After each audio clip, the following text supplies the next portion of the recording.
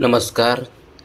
आपण पाहत आहोत सापाला कशा प्रकारे सर्पमित्राने पकडले ते या व्हिडिओच्या माध्यमातून आपण पाहणार आहोत. वसाहतीमधील गार्डनमध्ये झाडामध्ये साप दिसून आला.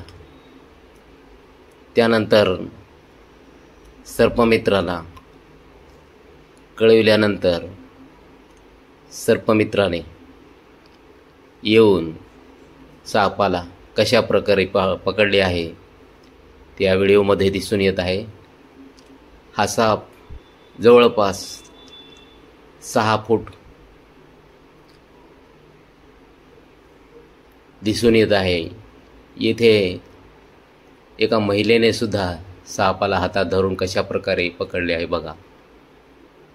हा साप गार्डनमध्ये दिसून आल्यामध्ये वसाहतीतील लोकांमध्ये अचानक गोंधळ उडाला आणि त्यांनी पाहण्यासाठी गर्दी केली.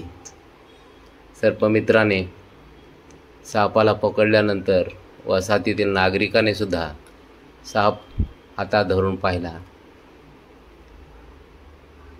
त्यानंतर हा साप सर्पमित्राने एका पिशवीमध्ये बंदिस्त केला. हा साप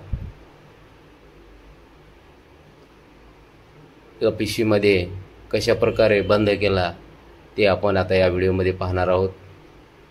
अत्यंत सावकाशपणे हा सर्पमित्र या सापाला पिशवीमध्ये कसे बंद करतो ते यामध्ये दिसून येत आहे.